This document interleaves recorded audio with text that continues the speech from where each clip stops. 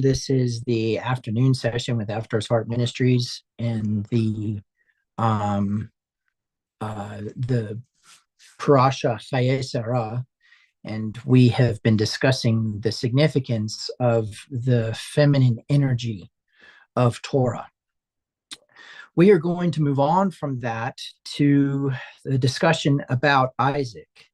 And in order to do that, we need to discuss some folklore concerning it. It is lunchtime, so I will be eating a little bit.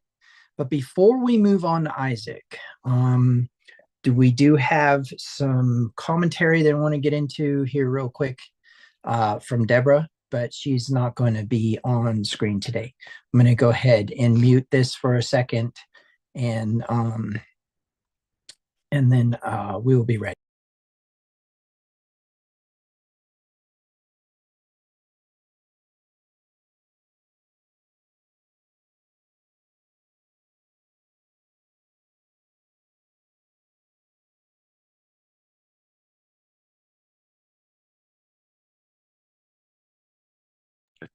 Okay, go ahead and say what you were going to say. So before we took a break, before we started getting lunch, Rabbi had brought up the fact that Isaac brings Rebecca into Sarah's tent. And it hit me that it was him bringing his wife into the instruction of his mother. Explain. Even though, because we know that the tent is protection, provision, and instruction. So Sarah's tent would have been Sarah's protection, provision, Sarah's instruction. Often,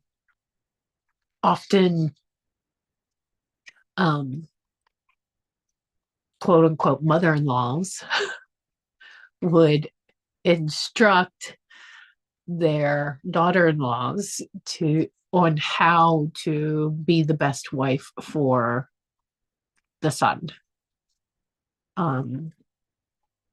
So even though she was gone at this point, it still is a significance of the fact that he was wanting Rebecca to live under that instruction. Okay. So, I believe it is actually the next parasha where it says that. Let me check something real quick with that. And we'll bring it up. 2465, something like that. Oh, so it is in this parasha. Okay, cool. Yeah, I thought it was. Anyways, yeah,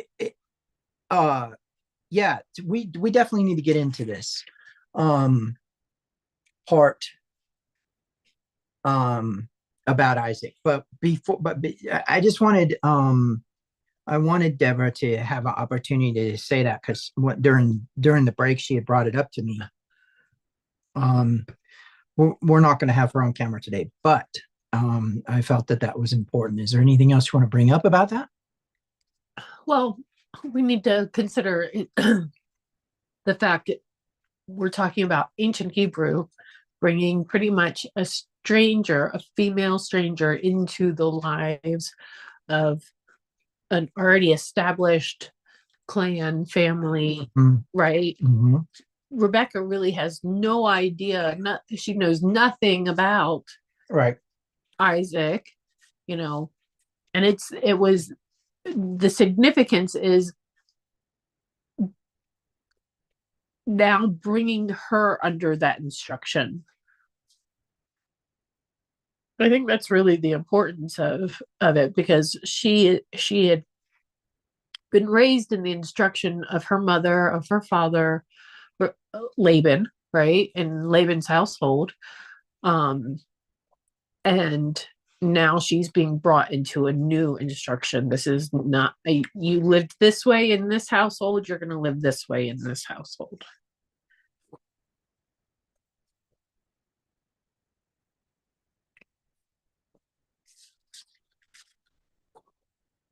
Okay, let's get into it.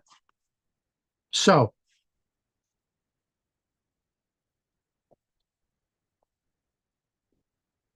I'm going to go ahead and share the screen here, and we're going to discuss some things.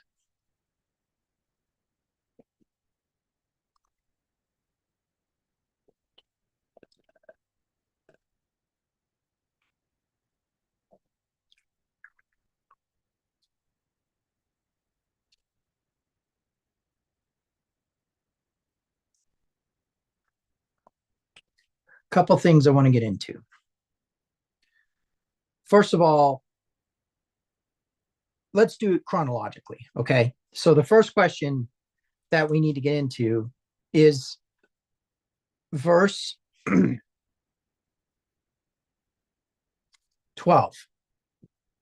My question to everybody in the audience, whether you be on YouTube or live or in the in Slack,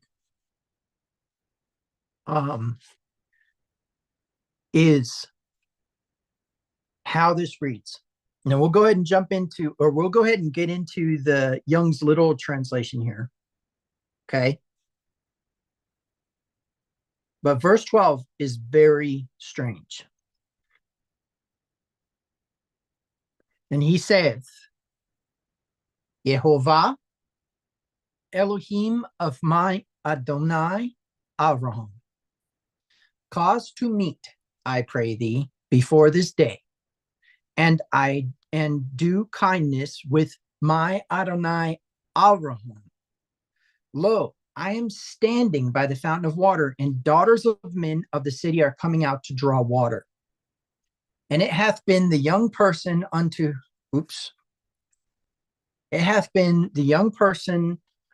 whom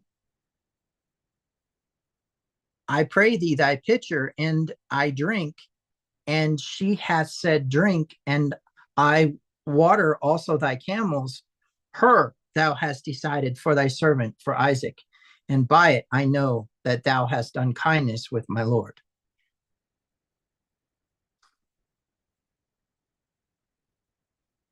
We're going to get to Isaac, and I think Isaac is a very important discussion.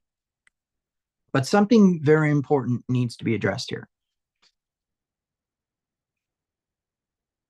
Why does the servant call Yahweh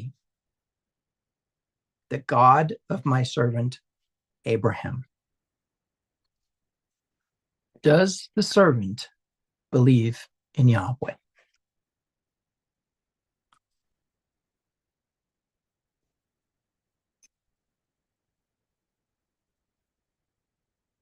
The God of my Lord Abraham. Mm-hmm. Anybody out there in internet land care to comment?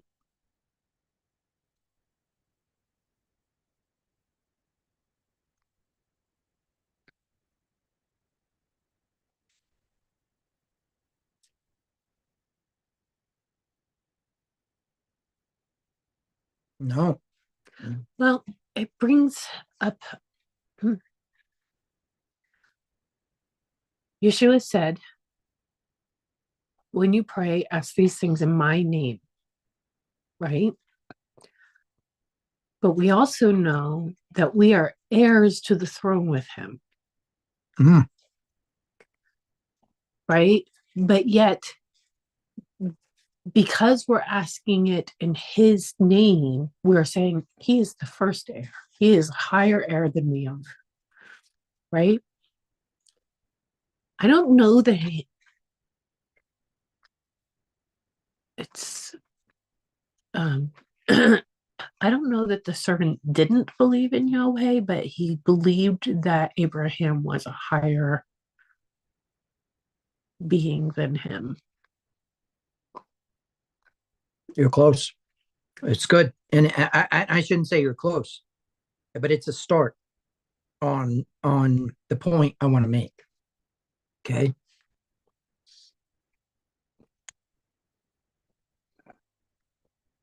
I'm going to tell you guys something. Your language is barbaric. What do I mean by that? The English language is barbaric.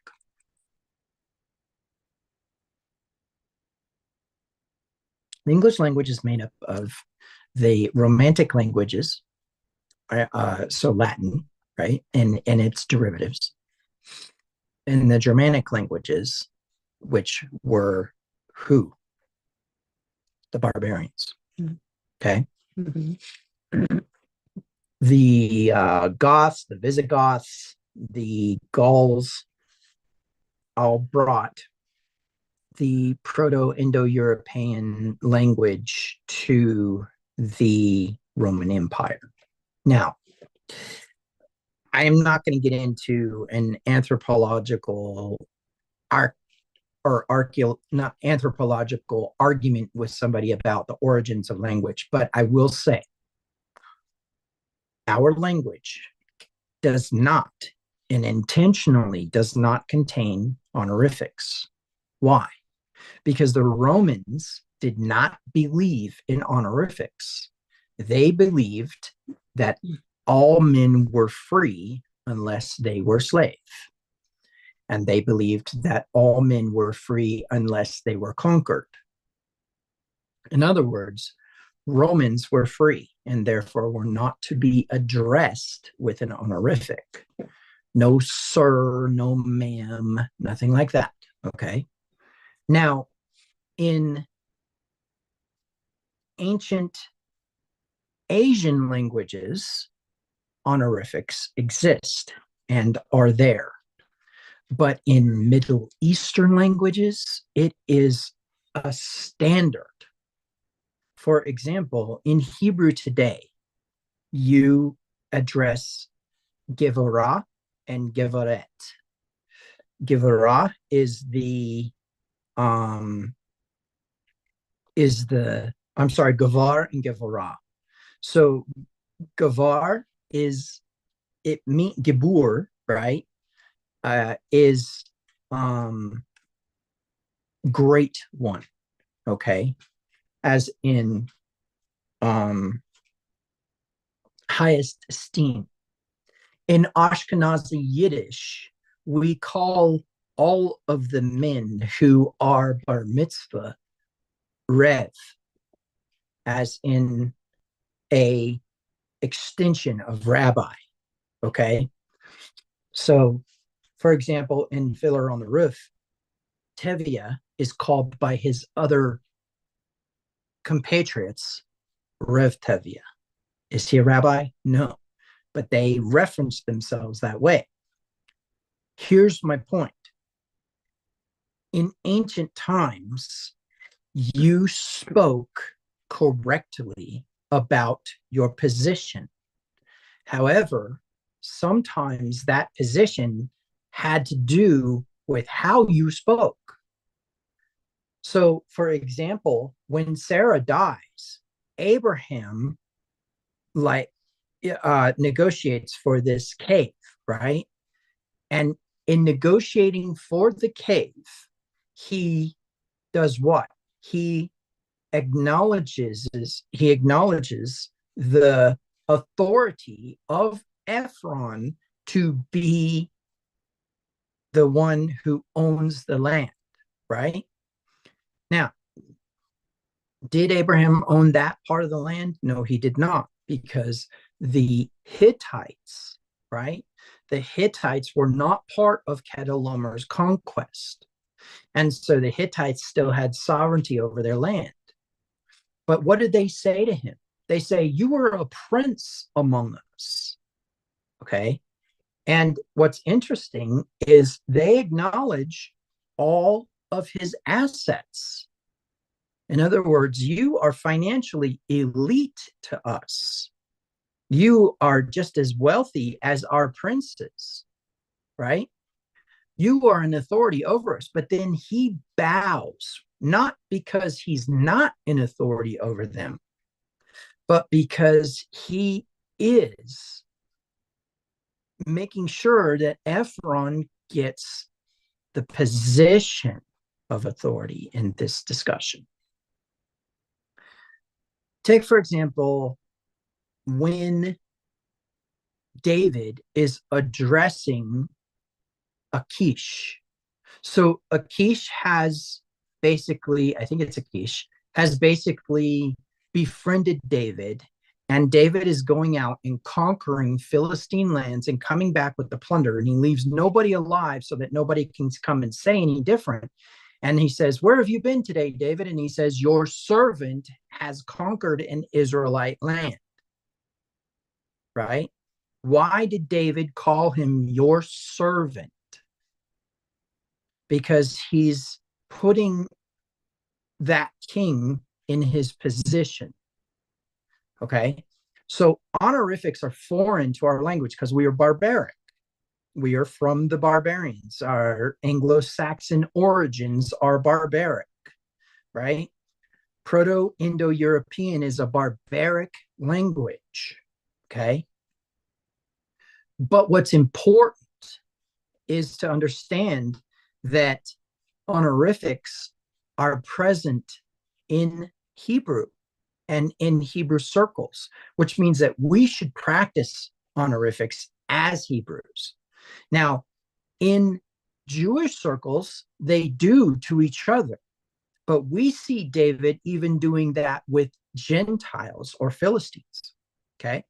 So the reason this is important is because if this man continues to call Abraham his Lord, then he also has not listened to the serpent, right?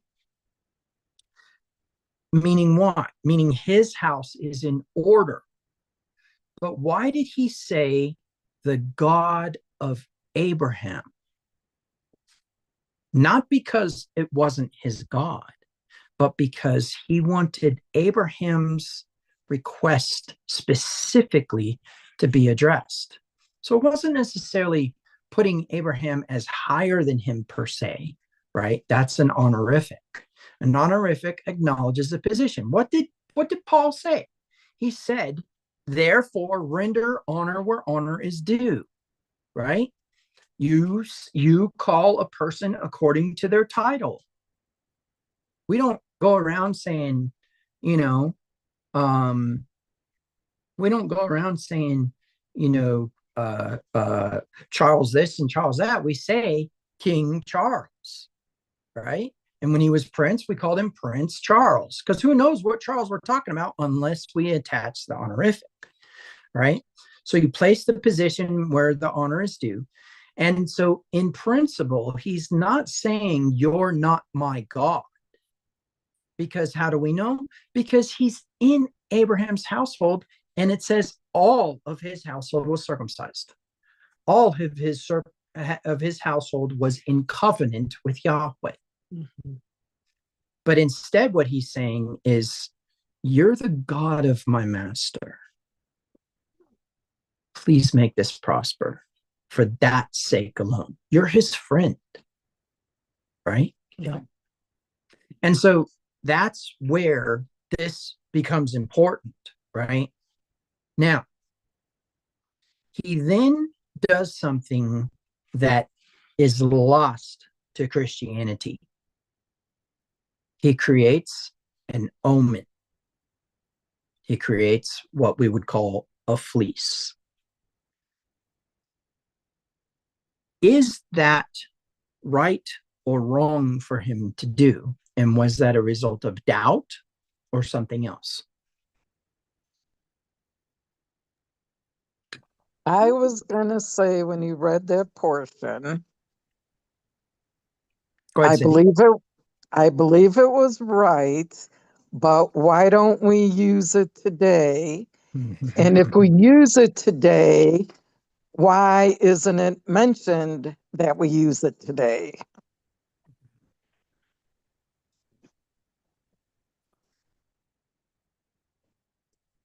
You know, I'm going to get on the God's will soapbox here. So, Christianity at large has fallen under the philosophy of two or at least three men. Okay. Problem is that all stems from the philosophy of one man. And specifically, that man's wisdom is based upon the wisdom of a man who was declared a heretic by the Pope.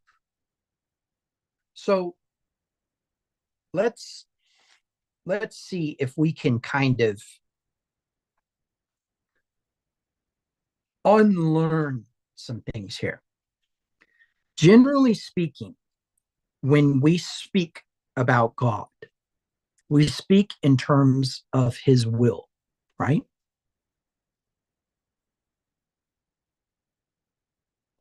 Some sort of sovereign process that is designed beforehand, we can't control, and that as such is some sort of general context of it is what it is, he does what he wants, and so who cares?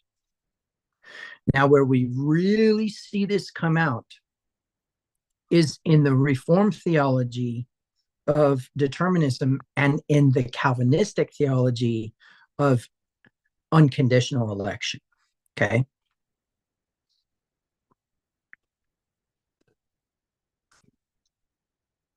Luther was an Augustinian monk. Martin Luther was the founder of Protestant Christianity. However, the Protestant movement itself was not just led by Luther. At the same time, Calvin comes along and brings his philosophies. But what people don't know is that Calvin was the student of a man who studied directly under Augustine. In fact, Calvin's mentor was extremely anti-Semitic and extremely anti-Torah. In other words, he believed the law was a curse, the law was a burden, etc. Right? Where did he learn all that? From Augustine. Augustine despised the law. He felt that it was the detriment of humanity, right? Okay, so here is a question. Where do we get the term fleece to begin with?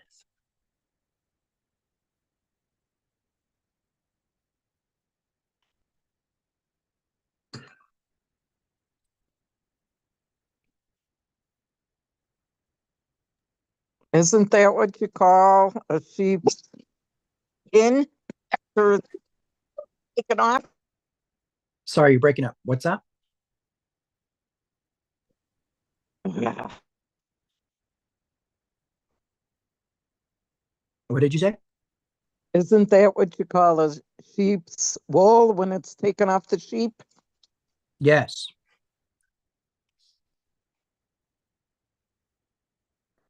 But we use the term to describe an event in the Bible as a metaphor for what's going on in our lives. And that is Gideon's story, right? Angel shows up and calls him mighty warrior, right? And of course, he's like, who are you talking to, right? So here's what I want you to think about. If I come up to you and I say, oh, look, it's an amazing business person, right? And you are stuck in a dead-end job, right? Probably not even lower management. And I say, wow, look at that amazing entrepreneur. You're going to go, who are you talking to? yeah, who are you talking to, right? You're not talking about me. So what am I doing? I'm identifying a part of you that you have not yet realized, right? I am identifying a part of you that you have not yet become. And so now, what do we need to do? We need to kind of sink or swim a little bit. So you're like, okay, you think I'm an entrepreneur. What's next? Well, tell you what, let's start a business, see what happens. What are we doing?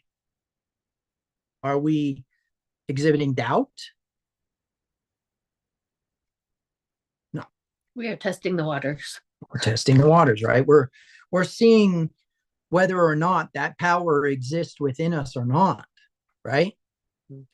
And so this is what Gideon says. He says, okay, not quite sure why you're calling me that, but I tell you what, let's exercise this power.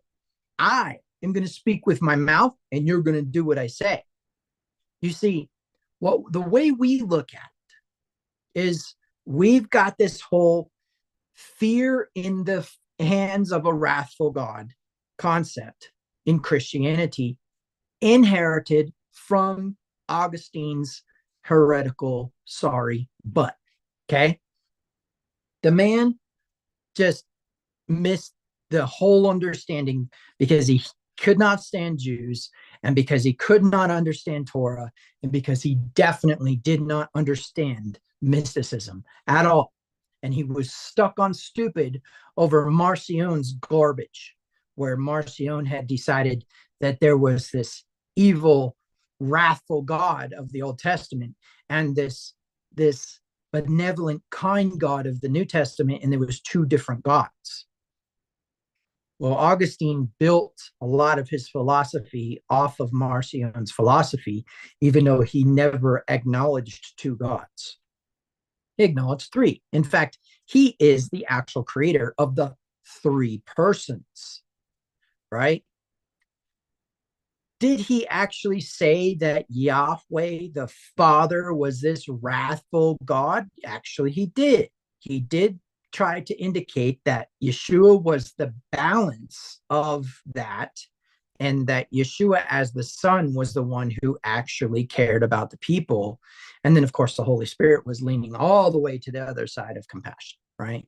That's what he believed. Father, Son, Holy Spirit, Father being this attitude, and Son being this balance, and the Holy Spirit being this other kindness, as it were. Now, there's some merit there, actually, but not the way that we would acknowledge it. Okay, so anyways, point being is that we look at Gideon's story and say Gideon doubted and he wanted proof. But what you don't understand is that he was activating his power.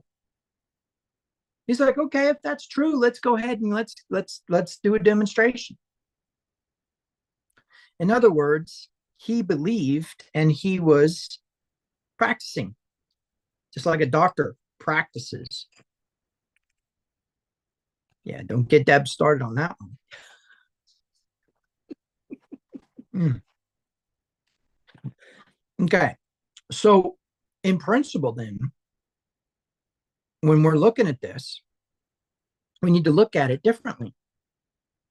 Gideon is activating his power, right? And so when we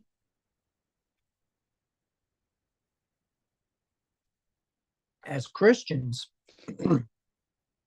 we come along and we say, oh, Gideon was doubting. Gideon needed proof. He's like doubting Thomas, right? Gideon needed proof. And truth be told is that Gideon did not need proof. Gideon was activating his power. Now, then we go through and we see Yahweh say, all right, you got too many soldiers, right? Now, there's some intrigue behind this, but the premise is that Gideon still had something going on, not doubt, but was still learning to understand how all this was going to work, because what he didn't know is that every one of the men with him had the same power. And so Gideon had to basically go from being a certain level leader to a higher level leader. And when he started to realize that the men who were going to join him had the same power as him. So we have that. Now, why is that important? Because people view this servant's actions as if he doubted, as if it was not his God.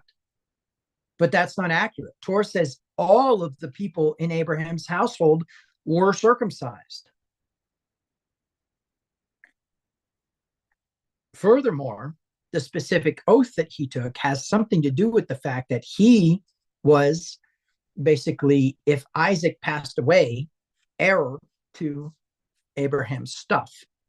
Okay? So he was swearing to the generations of Abraham, so to speak.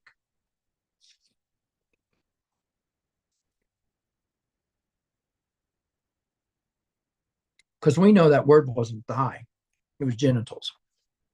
Okay. So now,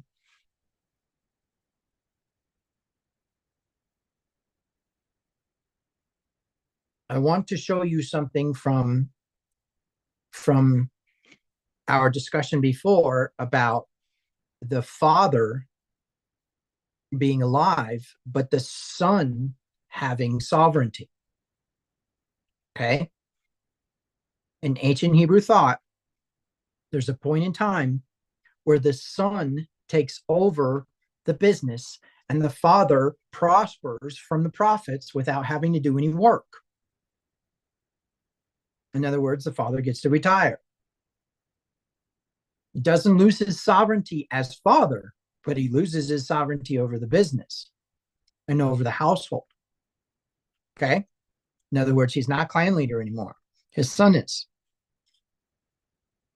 About to show you that and prove that to you in these verses.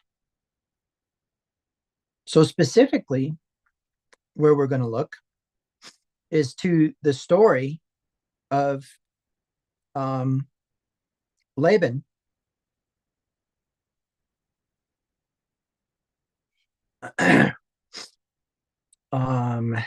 let's see. I think I am going to go to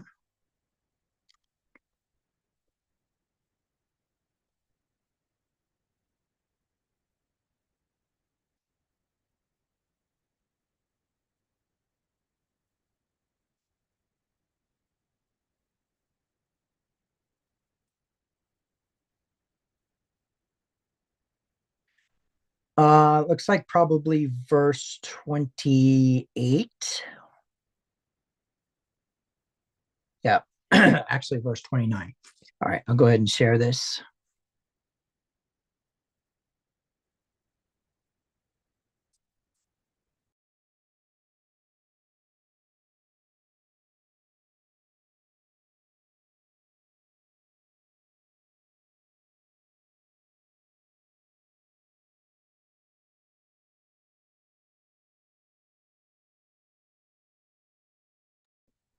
Okay, so looking in verse 29 says, now Rebekah had a brother named Laban who ran out to meet the man at the spring. So does Bethuel go out or Bethuel go out? No. He had seen the nose ring and bracelets on his sister's wrists and had heard Rebekah tell what the man had said. So he rushed out to the spring where the man was still standing beside his camels. And Laban said to him, come and stay with us, you who are blessed by Yahweh. Sorry. You who are blessed by Yahweh, why are you standing here outside the town when I have room already for you and a place prepared for the camels? So who is the actual clan leader here? Laban, right? So the man went home with Laban, and Laban unloaded the camels, gave him straw for their bedding, fed them, and provided water for the man and the camel drivers to wash their feet. Then food was served, but Abraham's servant said, I don't want to eat until I've told you why I come. And of course, he tells all of that, right, about the Torah acknowledges all of Abraham's blessings. But then down here in verse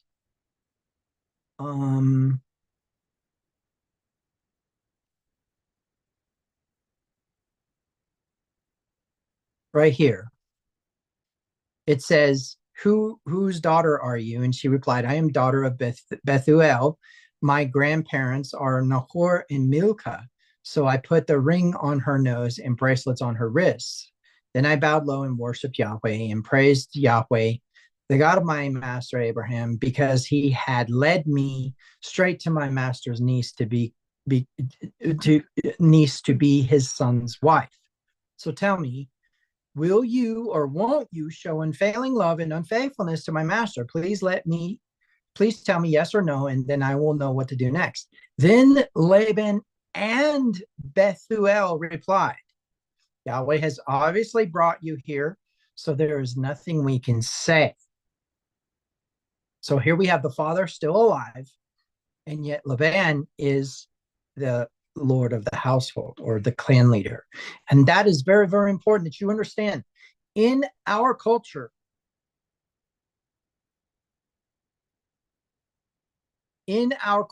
we have three very different things going on. Number one, when a child is grown, they don't stay in the family, they move on, right? They go start their own family, they go get their own job, they go do their own thing, and their parents do their own thing, and eventually they become grandparents, and that is what it is. In ancient Hebrew, you don't leave your family. You stay with your family unless there is a banishment. If you are cut off from your people, that's different. But otherwise, you stay home. That's weird and different for us. And so we think it's archaic, and we think it is weak, and we think it is foolish, and we think it is ignorant. Mm-hmm. But truth be told is that right now, there is a lot of authority lost in esoteric power and energy because of the condition of the child in relationship to their parents and vice versa. Okay. Number two is that we do not honor the fact that you become the head of the household, or the head of the clan. In other words, as soon as the son is old enough, which was usually around age 15, to run the family business itself continued to be ran by the child, and the child gave the proceeds to the family, which is where Yeshua addressed the thing about whatever money was yours, I gave it to the temple. And Yeshua's like, no, that's not how that works. You honor your mother and father because your mother and father gave you the family business. Now you honor your mother and father by working that family business and giving the proceeds to your parents. That's different for our culture. The last thing that's different for our culture is the fact that the clan leader themselves was not actually like this end all, like if somebody did something wrong, they're going to cut their throat, but instead was more like a president who had a cabinet, right?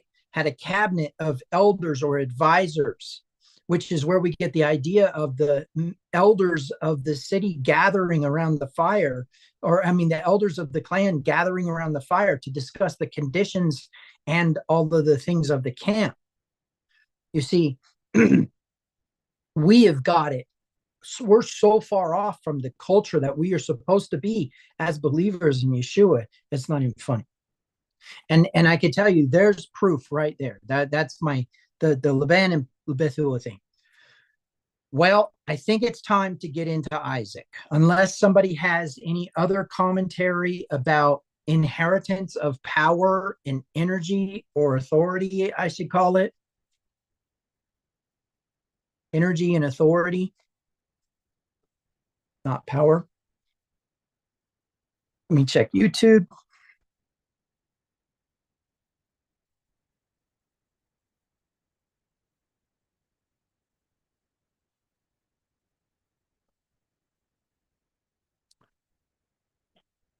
It doesn't appear as though there's any more questions. Okay. All right.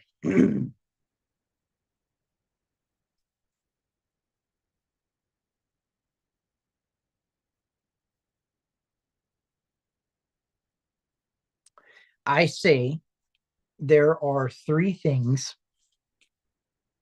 that are present in a Hebrew household in ancient times that are not present in a modern day American Protestant Christian household.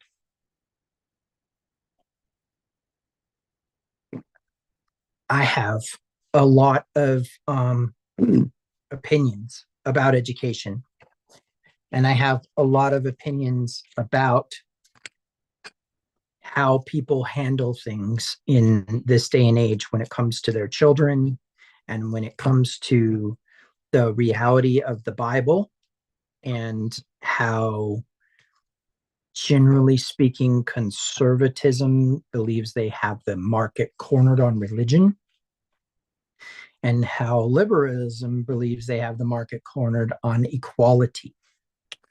So, first of all, let me say this. There is no such thing as an equal opportunity education. Let me make it clear. Ancient Hebrew nomadic lifestyle, culture, language, and practices had secrets that they gave to their children about their trade that was not passed from family to family. And if there was a marriage between clans, there was agreement on what secrets had to stay within the family and not be passed to the bride's family. Okay? Let me make that clear. Now, I believe that there is missing from the believer's lifestyle the education of their children in proper biblical understanding. Case in point, it is claimed in Jewish folklore that Abraham taught his son the zodiac, and that Isaac learned from Abraham's warriors how to fight like one of Abraham's warriors. And I will remind you, 318 men went up against 5 city-states, upwards of 50,000 men, which they had to break through and kill Chedorlaomer in order to claim the victory. Okay? So Isaac is trained in martial combat. Isaac is trained in the family business, in which we see in this specific parasha the mention of Abraham's assets, not his money. If we were to accept that a piece of silver is an ounce, the amount of money that the cave of Machpelah was worth is a pretty significant amount of money.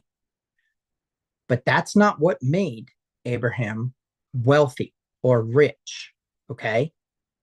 Abraham was wealthy and rich because he had a financial education, because his father worked in Nimrod's court. Let me make clear, Abraham knew money, and he taught it to Isaac. And the proof is in the next parasha, which we're not going to get into. But it is absolutely imperative that you understand that Isaac was educated in the esoteric, or in spiritual mysticism, in martial arts, and in money, until the education system teaches our children those things, we have failed our children by sending them to school.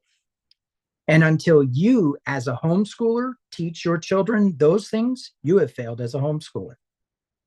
Now, the reason that's important is because ancient Hebrews were self-reliant. You, as walking out the nomadic lifestyle of your Messiah, of your friends, Peter and Paul, who you claim to be the founders of your doctrine, of Abraham, Isaac, and Jacob, and Moshe, and David, who also were nomadic and held the philosophy of a Hebrew nomad. Do you know the legend is that David was actually an elite warrior by the age of 12? That he was actually so good at assassinations and he was so good at sneaking up on somebody that they called him the Shadow. It is very important for you to understand that those things right there are the things that were taught to Isaac. I don't know if Abraham taught his other children, like Ishmael, those things. He probably did teach them to Ishmael, because Ishmael gets a good number of years before Isaac is born. And Ishmael gets even more years before he finally has to, he's like 24 years old when he's finally cast out, when he mocks Isaac, right? So the way that I want you to think about this is the disservice that we are giving to our children by sending them not only to public school, but by homeschooling them in an American way. And I will propose to you that what really needs to happen is you need to teach your children about money. You need to teach your children martial arts. And if you don't know it, you need to learn it first.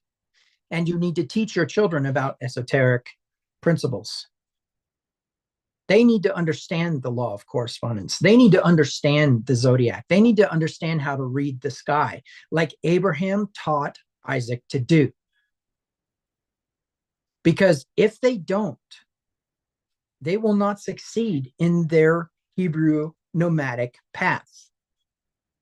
Now, I get and I understand that at large is modern reality, right? Modern reality is asserting itself upon these ancient sciences. But truth be told, is to this day, the martial art I practice is probably one of the most effective martial arts that law enforcement or the military has ever seen. And furthermore, the philosophies that I hold in money and the philosophies that I hold in the esoteric still apply to the wealthy today, or still apply to the mystics of today.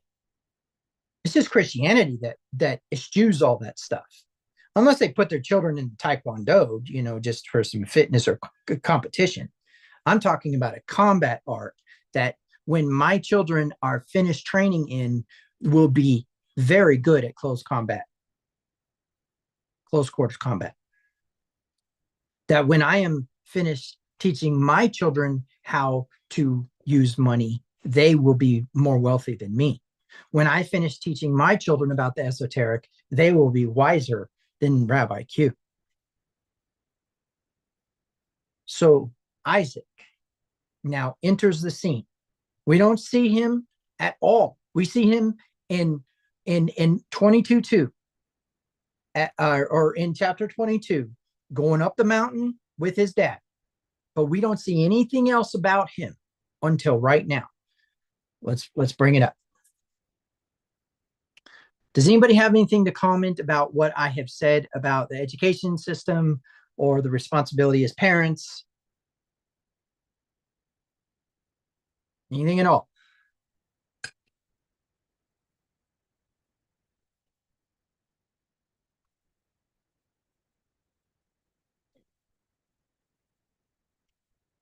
Okay.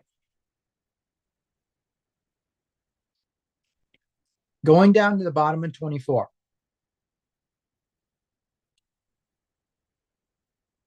I want to show you something.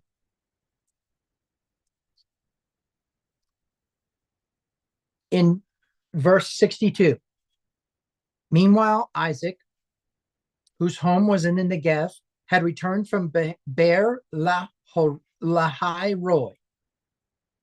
What is Beer Lahai Roi?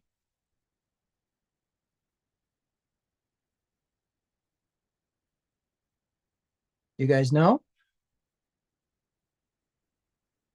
Beer Lahai Roi. It's a well, isn't it? It's a well. What kind of well?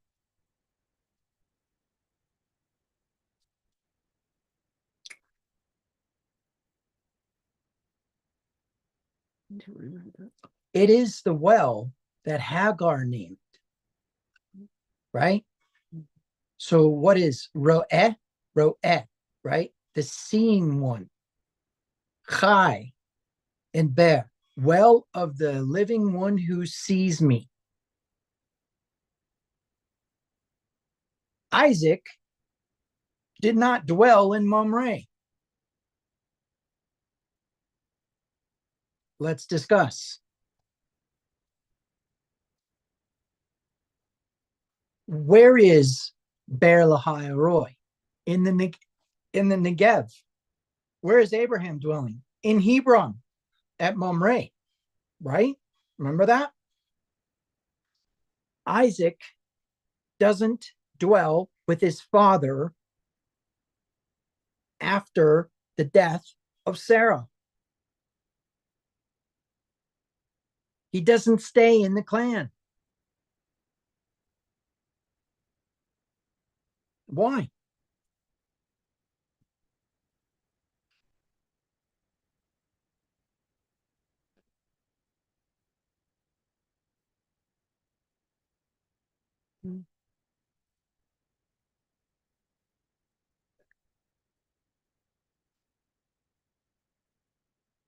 We know Abraham came from Moriah to Kiryat Arba to get Sarah. Then he buys the cave of Machpelah and buries Sarah. Where's Isaac dwelling?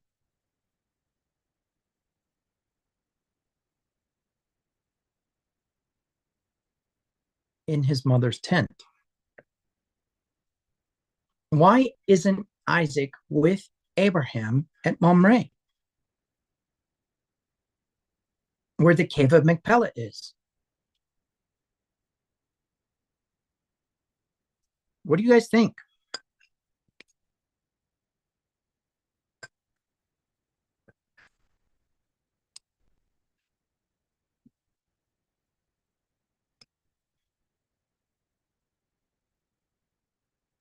Who is dwelling at Beer Lahai Roi?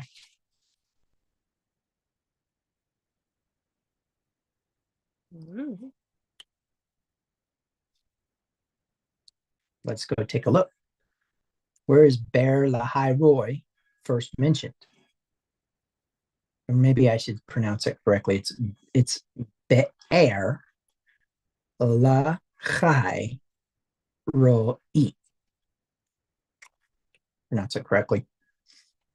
Just to get out of the whole American pronunciation of the thing. Okay. So let me share my screen here and I will tell you guys where this comes from.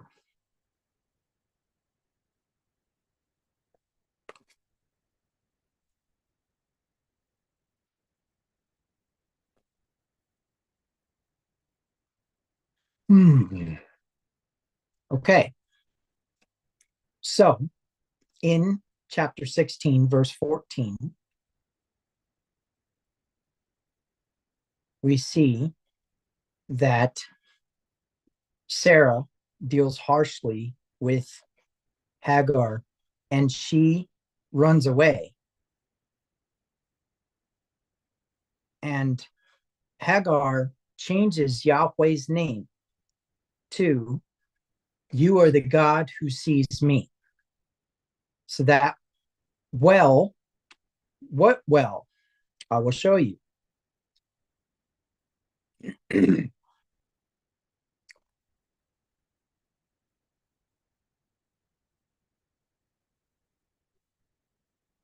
angel of Yahweh found Hagar beside a spring of water in the wilderness, along the road to Shur. The angel said to her, Hagar, Sarah's servant, where have you come from and where are you going? I'm running away from my mistress Sarai, she replied. The angel of Yahweh said to her, return to your mistress and submit to her authority. Then he added, I will give you more descendants than you can count. The angel also said, you are now pregnant and I will give birth to a son. You are to name him Ishmael, which means God hears. For Yahweh has heard your cry of distress. This son of yours will be a wild man, as untamed as a wild donkey. He will raise his fist against everyone, and everyone will be against him. Yes, he will live in the open hostility against all his relatives. Thereafter, Hagar used another name to refer to Yahweh, who had spoken to her. She said, you are the God who sees me. She said, I have truly seen the one who sees me. So that well was named Ber Lachai Roi, which means the well of the living one who sees me. And actually, Roi is my shepherd. I can prove that to you here in a second. It came it came to be found, or it came to be found to be between, I'm sorry, it can still be found between Kadesh and Bered. So we have Kadesh Barnea and Bered as the location, or in between there is where it can be found, but it's in the Negev.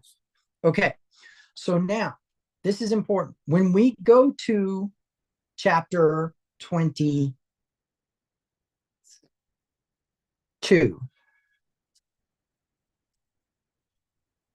Yahweh tells him to go to the land of Moriah. Where's that? In Jerusalem. Okay. So that's north of where they were. Go to the land of Moriah in Jerusalem, right? And sacrifice him as a burnt offering on one of the mountains, which I will show you, right? Okay. So now going to chapter 23, Abraham mourned her, or I'm sorry, she died in Kiriath Arba, now called Hebron, in the land of Canaan, where Abraham mourned and wept for her. Then leaving her body, he said to the elders, the Hittite elders, here I am, a stranger and a foreigner among you. Sell me a piece of land so I can give to my wife a proper burial. When we go down to the cave of Machpelah, so Abraham bought the plot of land belonging to Ephron at Machpelah near Mamre. This included the field itself, the cave that was in it, and all the surrounding trees. So what you need to understand is Mamre is not where Ber Lachai Roi is. Okay? So now when we go over here to 24, we see Isaac not dwelling at Mamre in the clan with his father, right? He's not in the clan with his father.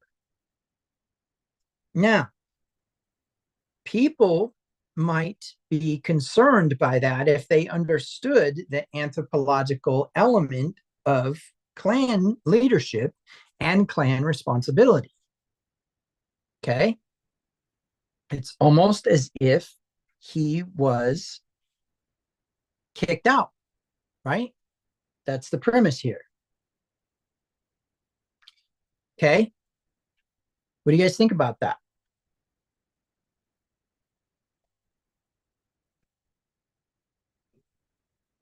Do you think that's the case? You think he left Abraham? Anybody want to comment on that? I'll give you a chance to unmute.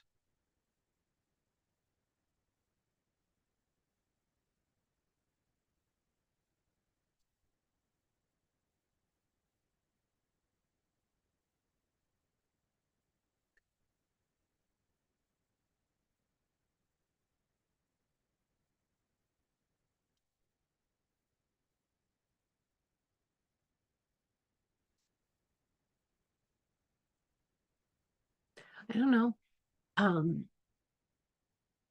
We read these retellings, and I think it's hard for us to put ourselves in those positions. But if my father tried to kill me,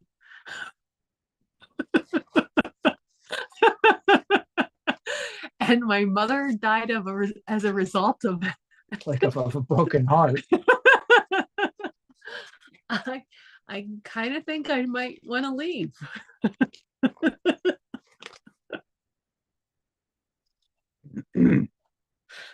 Anybody have any thoughts on that? Anybody want to agree with Deb on that? Let me take a look at YouTube here and see where we're at.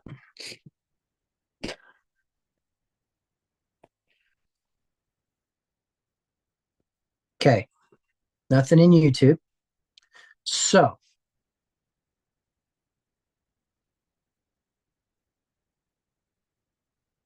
all right. So,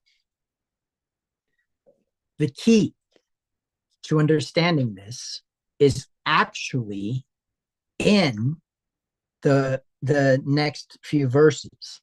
And this is where this Chayei Sarah is probably one of the more powerful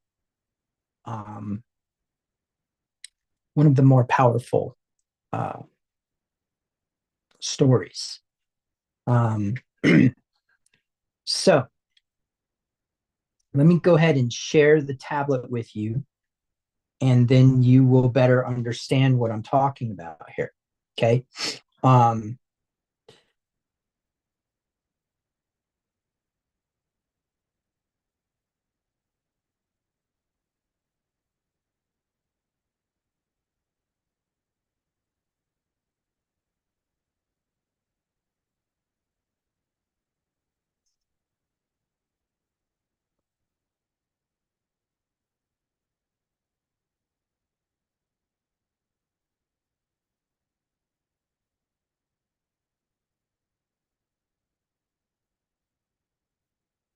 It says, one evening, as he was walking and meditating in the fields, he looked up and saw the camels coming. Let's go ahead and let's move back into the Young's literal for this part. Okay.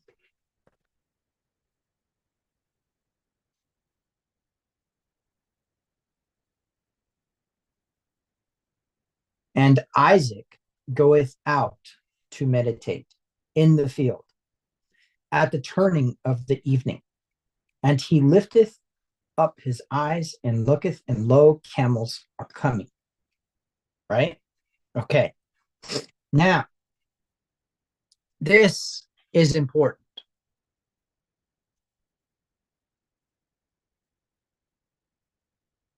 What is the field?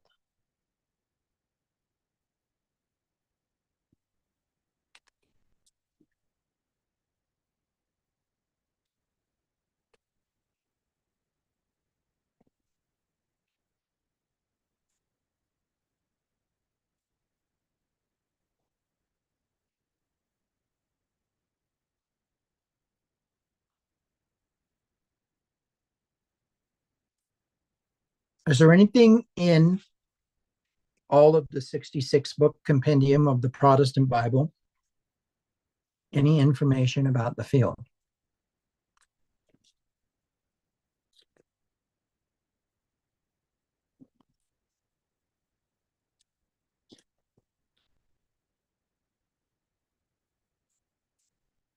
Yeshua calls the field the world. But what people don't realize is when he said that, what else did he say about the world? And what was that whole parable about? Now, there are people who say, well, wait a minute. Kabbalah teaches that the field is this specific thing, right? But Yeshua is teaching a parable, and those aren't comparable. And I say that Yeshua was a master of mysticism because he's the one who created it, because mysticism is derived from Torah. And if we accept that mysticism is basically how to be the Elohim that you are through a denial of the false realities around you, right? In other words, you accept that you are a spiritual being, not having a human experience, but not a human having a spiritual experience, you will be a lot better off. And that's what Yeshua taught. Then the field as the world and us as being the light of the world that should not be placed under a bushel explains Isaac's presence in the field.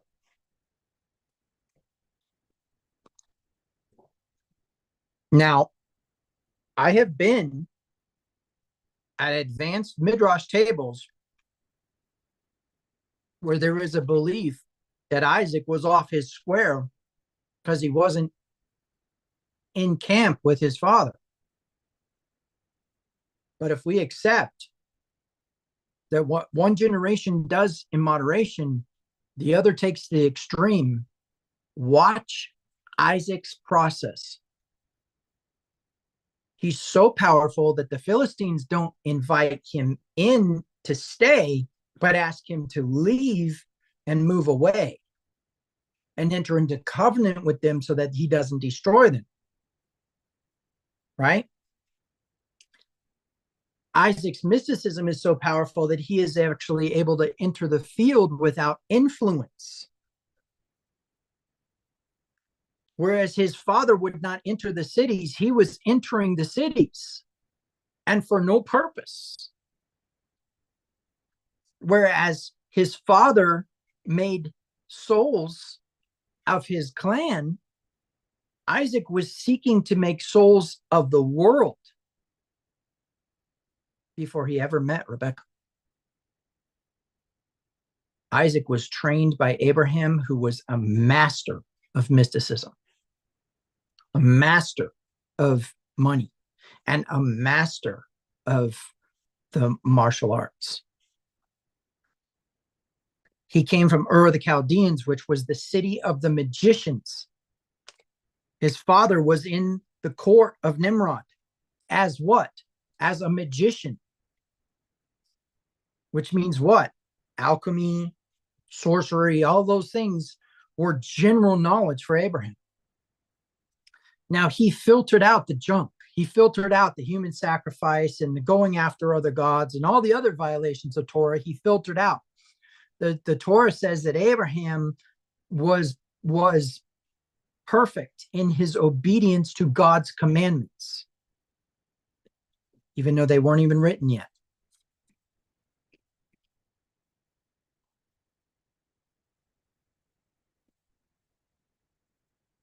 What does that mean? Isaac wasn't estranged from Abraham.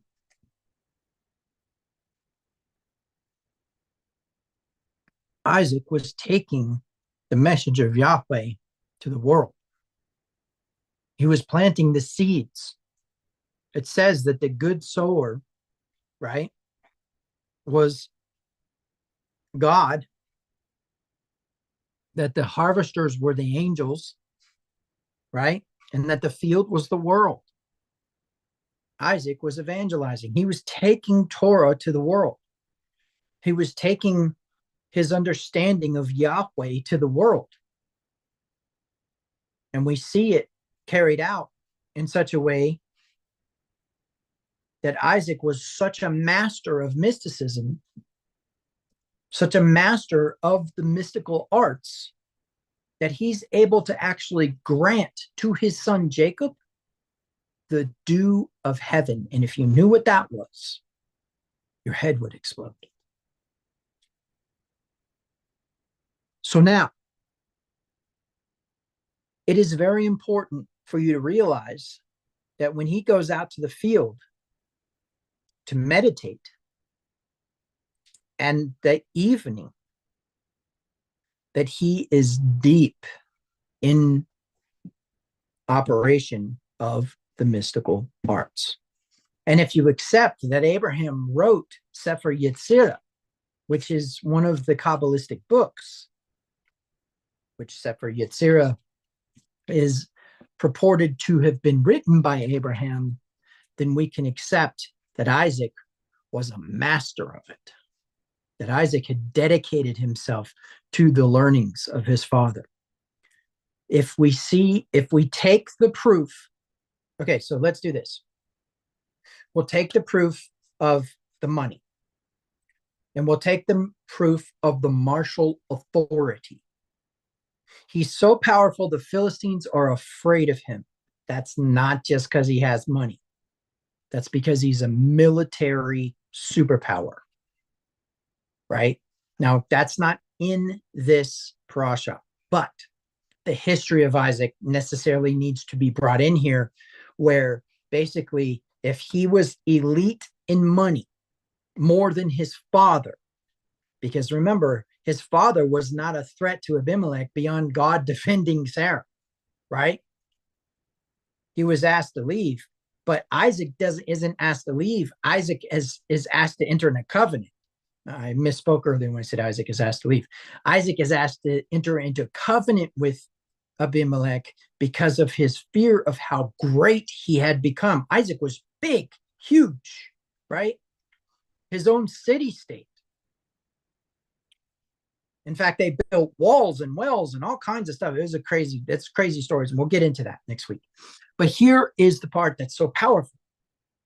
If he was elite in his military prowess, and Jewish folklore says that his father trained him in the mystic arts, then he was elite in the mystic arts as well, which means that he was actually trying to alter the course of humanity in verse 63.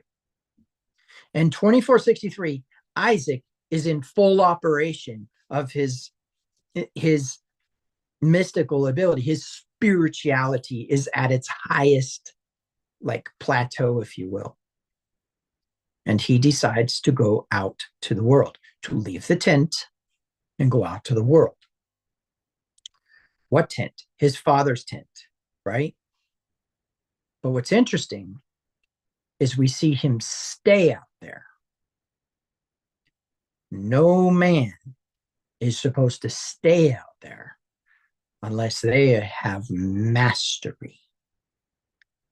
You always return to the tent. And the reason you always return to the tent is because you don't have mastery. You need to return to teaching and instruction, and you need to return to provision and protection, because if you do not,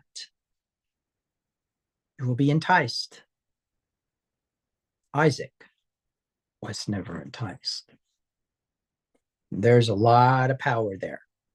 There's a lot of power.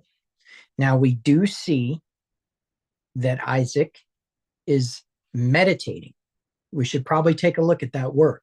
But does anybody have anything to comment on or say about that here?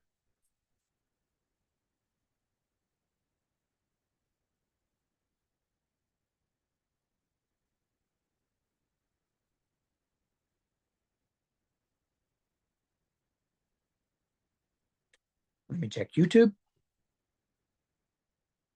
Nothing? Okay. Let's continue. Let's take a look at this word, meditate. In fact, let's take a brief break, and then we will look at the word meditate.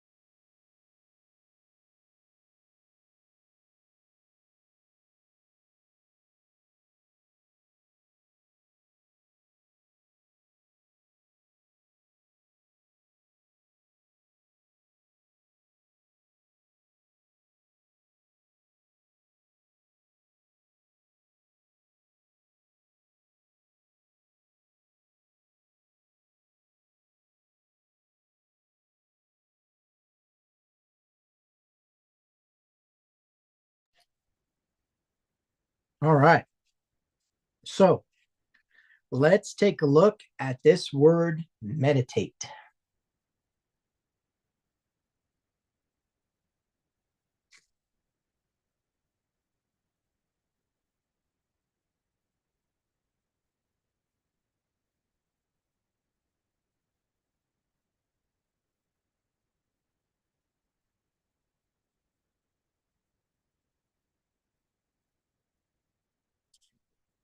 All right. So the word meditate here is shuch. Shuch. It's used one time in all of Torah. Let me take that back. In all of the King James Hebrew Bible. Okay.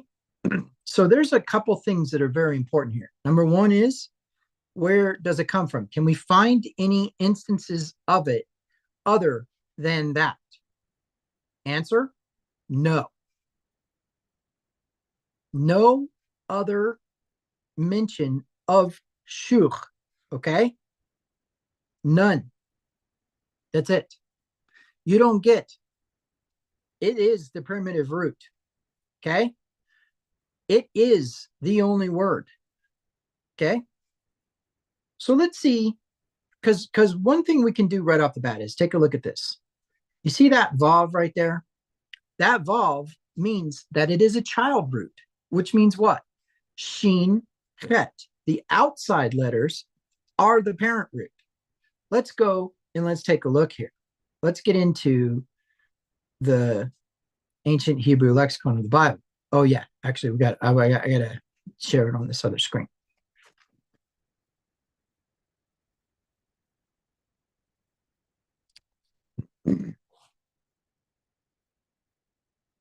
Strong's Concordance 7742.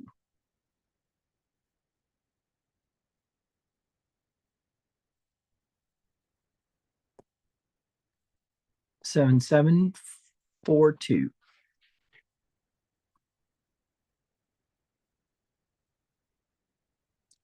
So our word here is actually such, okay?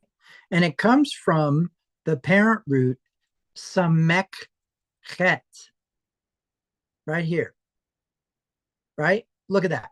No concrete, no abstract, no pictograph.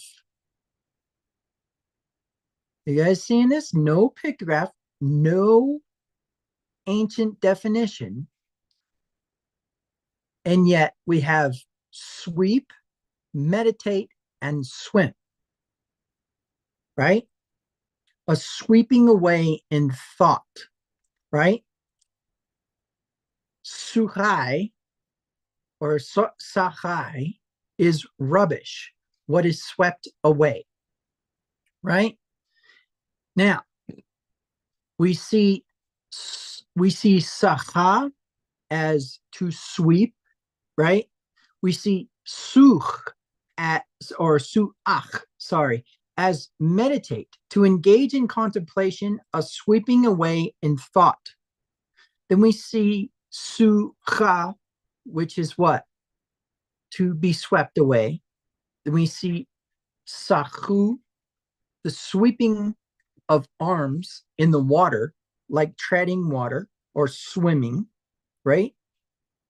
And to this day, sahu is swimming, okay? So it's interesting because then we see sikha, right, as meditation.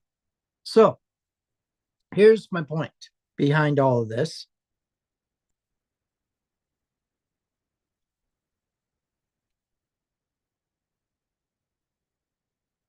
I mean no disrespect to Jeff Benner. I believe that he has done an exhaustive job at creating that lexicon. And furthermore, in some of the discussions that I've had with him, he has helped me understand the ancient Hebrew better. The reason this is important is because he plays it safe. He stays, for lack of better words, politically correct. He doesn't try to interpret the pictographs if they don't make sense. I honor that. I respect that. However, After His Heart Ministries interprets the pictographs. Does that make me better than him? Nope. I just interpret the pictographs. That's it. That's all. So the reason I bring that up is because I want to say no pictographic definition, no concrete, no abstract, no nomadic definition, and yet you're still going to say meditate. And it's used one single time in all of the King James Bible, and the King James version of the Bible says meditate, right? Right.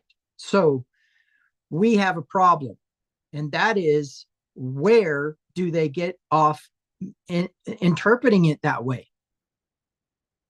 What proof do they have of this word? They don't. They do not have a pictographic definition by which they can say that such, spelled with a sheen of all things, right, which we know is an Aramaic or Babylonian cognate. It's not even the original. We know that that's going to bring about a very different definition, but here's the problem. Nobody is willing to interpret the pictographs. So, a couple things right off the bat. The first one is that we know that whatever Isaac was doing in the field was not pertaining to money and not pertaining to military prowess. Because if it was, it would have mentioned it that way, right? He's not shearing his sheep, which would be a money endeavor. He's not attacking a people, which would be a military endeavor. He's meditating. But here's the crazy part. You do not ever, ever, ever, ever accept a single word in the Strong's Concordance being used one time as the definition that Christianity has set forth, or that the JPS has set forth as its definition. Why? Because you cannot translate Hebrew into English accurately. That's number one. JPS Tanakh is designed for people to read Hebrew in a barbaric language. Jewish Publication Society is JPS. Zondervan is not geared towards Jewish learning. So is King James geared towards Jewish learning? Is the interpreters of the King James geared towards Jewish learning? They rejected the Masoretic texts for the sake of a belief that the Jews were untrustworthy, which is anti-Semitic. They chose to use, and everybody after them chose to use until 1948, the Septuagint, the Greek Old Testament, to translate. So perhaps maybe the Greek Old Testament actually uses the word, right? Let's go see. Let's see if maybe that's where we get the word meditate from. Because if that's the case, we know that that was a concealment by the Jews. They did not want the Gentiles having the oracles of God. They changed Torah just enough that you could not learn mysticism from Torah. Because they weren't going to cast their pearls amongst the swine. Right?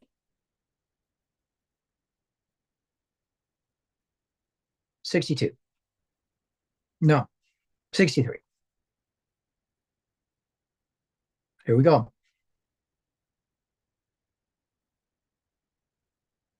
Let's see. Let's go into Septuagint here.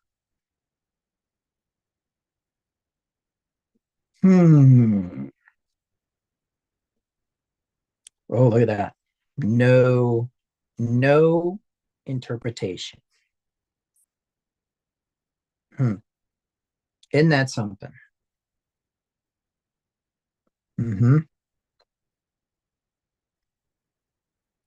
Wow.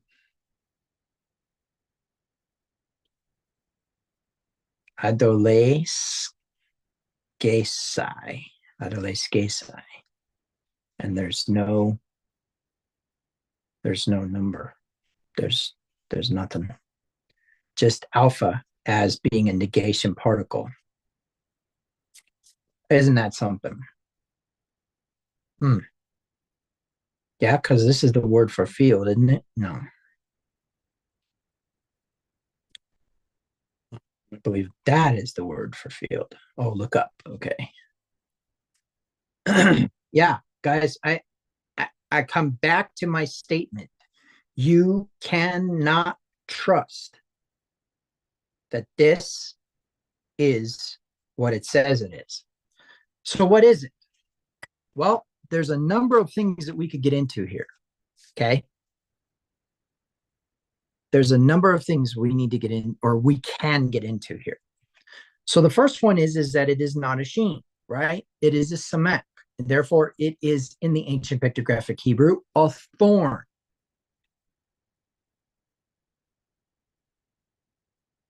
The thorn is actually associated with the serpent, with Satan, with an adversary, because it causes a person who's on the path to turn. It causes a person who's on the path to avoid the thorn, right? The hat is a tent wall. Now, there are two very important attributes of the tent wall. Number one, it separates the outside from the inside and the inside from the outside. Also, it can be a door. Remember, a tent wall with a cut or a split in it to allow people to go in and out is a door. So tent wall can be a door, which means under the right circumstances, it could be, for lack of better words, a portal, etc., etc. But that doesn't necessarily seem to be the case, because why? The thorn is in the position of honor. The thorn is on the right side. So we have the thorn and we have the tent wall.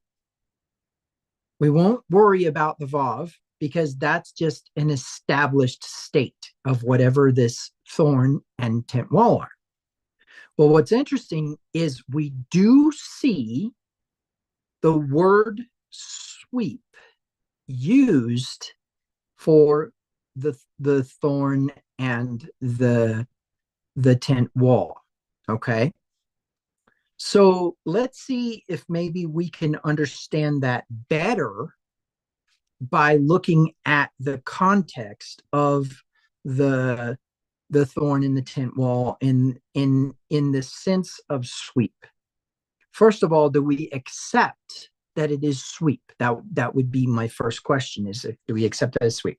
Now, again, here's the part that drives me crazy here. No concrete, right? Remember the tree? Remember the tree? I mean, guys, meditation is one abstract act of process. You cannot prove. See, remember, you've got to have the three concrete witnesses: see it, hear it, or feel it, right? See it, hear it, or feel it. If you can't see it, hear it, or feel it, then guess what? It doesn't exist. So no concrete, and it's an abstract practice. How do you know somebody's meditating? Because they're sitting there rocking, right? This is meditating? Not necessarily. Might just have a headache, right? This is a problem. No concrete word to describe what's going on here. Now, again, I respect Benner's lexicon, and I'm not taking away from it in any way. I honor the fact that he doesn't get into it. He says, if we can't understand the pictograph, we just accept what the words are that are already in Torah. That's fine. That's fine. Right? But the problem is who gave us the word meditate here? Did the Hebrews? No. King James translators did. In fact, I would be curious to know what the Geneva Bible says, which I believe is written in German. Is it the Geneva Bible? I think it's the Geneva Bible that's written in German. I would be curious to know what Luther did with the word, or what Vulgate did with the word. But our barbaric, bastardized language calls it meditate. One single time. I take issue with it every time. Every single time Strong's Concordance has under 25 uses of the word, check it. Check it against every source you possibly can, because I can almost guarantee you it doesn't mean what the Bible says it means. This is the problem with translational bias, because what if Isaac was evangelizing? And what if this word did mean evangelizing? What if it was claiming that Isaac was taking Torah to the nations, and that's what Protestant Christianity can't stand? That's where we're at with this, right? That's where we're at with this. Okay, so a thorn and a tint wall, meaning sweat. I have a hard time accepting that it means sweat. Okay? So probably what we need to do is maybe look up the word swept in, say, the King James.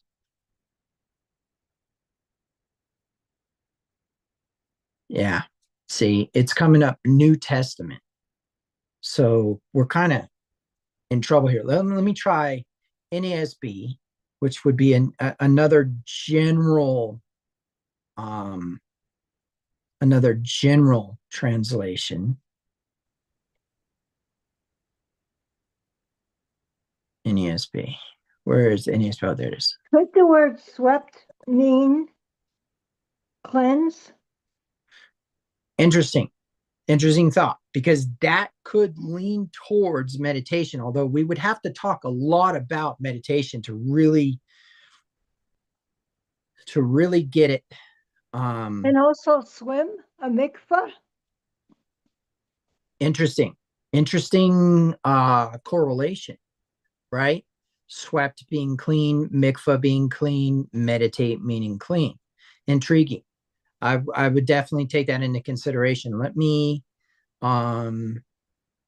continue in this search for the word swept in the NASB.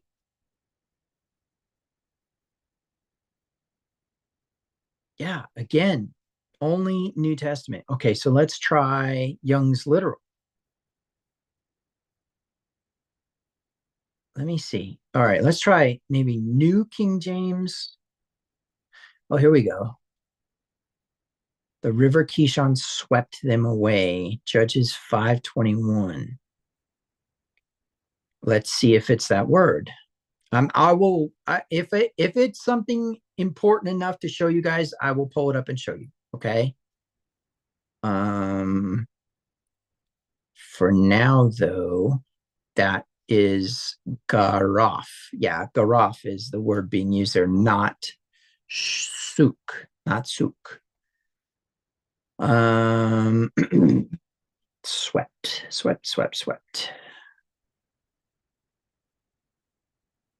Or let's just go sweep. How about sweep?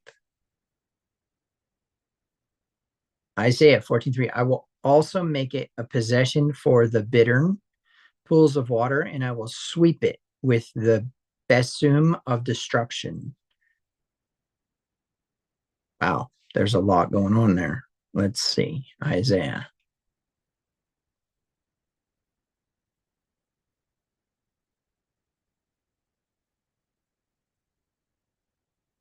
Nope, that's not it either. Okay, and keep searching. Sweep. Isaiah 28:17. Judgment also will I lay to the line, the righteous to the plummet, and the hail shall sweep away the refuge of lies.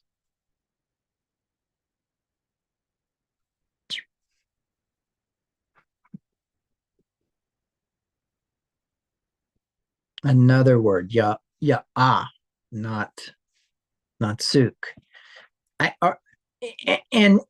Okay, so in the lexicon that we looked at earlier, it was sukkah, right? Sukkah, and it is not what you guys think when it comes to that word. Like, I know you're thinking like sukkah from a Sukkot holiday from Feast of Tabernacles. That's not it.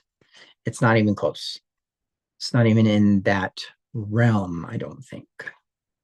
Okay, so let me see. Isaiah. So both of those are from Isaiah. Sweep.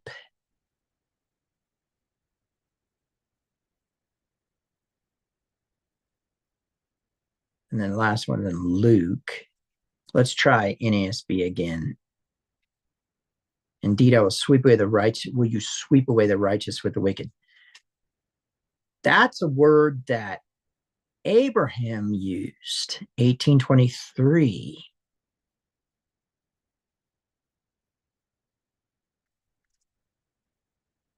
And it is that word ha'af, right? Or no, I'm sorry, safa, tisfa. Yeah, safa, to sweep. But again, that is not our word. Sweep.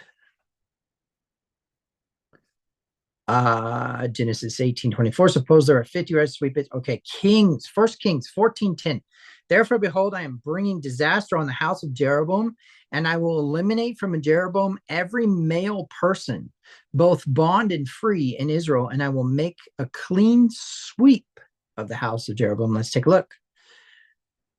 A clean sweep.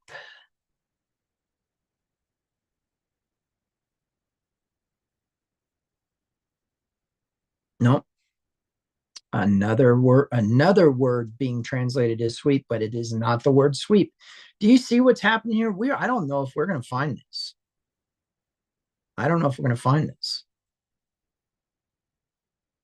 Behold, I'm bringing disaster upon you. I'll utterly sweep you away and eliminate you from Ahab, every male, both bond and free in Israel. I'll bet you that's probably the same word that was used in the other Kings verse. Yep, it is. Okay, so we're kind of on a wild goose chase here.